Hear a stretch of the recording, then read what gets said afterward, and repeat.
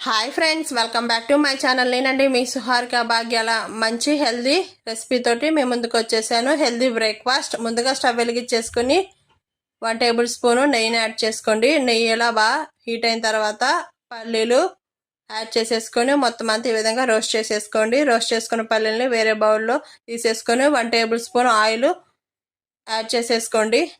Oil బాగా heat అయిన తర్వాత పోపు దినుసులు అన్నీ కూడా యాడ్ చేసేసుకోండి. పోపు దినుసులు బాగా రోస్ట్ అవుతున్నప్పుడు అలాగే 1 టేబుల్ స్పూన్ జీలకర్ర కూడా యాడ్ చేసుకొని మొత్తం అంతా మిక్స్ చేసుకోండి.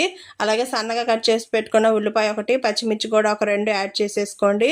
టమాటా ఒకటి కూడా సన్నగా కట్ చేసి పెట్టుకుంది కూడా యాడ్ చేసుకోండి. అలాగే క్యారెట్స్ యాడ్ చేసుకోండి. ఈ విధంగా అల్లం కట్ చేసి పెట్టుకొని వేసుకోండి. అల్లం వల్ల చాలా టేస్ట్ చాలా బాగుంటుంది. కరివేపాకు కూడా యాడ్ చేసుకొని మొత్తం అంతా ఈ విధంగా మిక్స్ చేసేసుకోండి.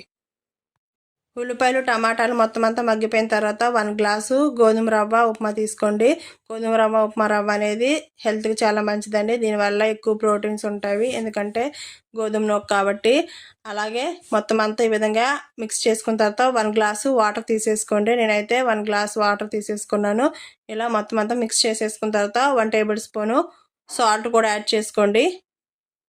యాడ్ చేసుకొని మొత్తం అంతా మిక్స్ చేసుకున్న తర్వాత మీడియం ఫ్లేమ్లోనే 10 to 20 మినిట్స్ పాటు ఇలా కుక్ చేసేసుకోండి. గోధుమ రవ్వ ఉప్మా రెడీ అండి. చాలా సింపుల్ ప్రాసెస్, టైం కూడా ఎక్కువ పట్టదు. అలాగే ముందుగా మనం పల్లీల్ని రోస్ట్ చేసేసుకున్నాం కదండి, ఆ పల్లీలు కూడా ఈ విధంగా యాడ్ చేసుకోండి. అలాగే 1 టేబుల్ స్పూను నెయ్యిని కూడా యాడ్ చేసుకొని మొత్తం అంతా మిక్స్ చేసేసుకోండి. హెల్దీ బ్రేక్ఫాస్ట్ గోధుమ రవ్వ ఉప్మా రెడీ అండి.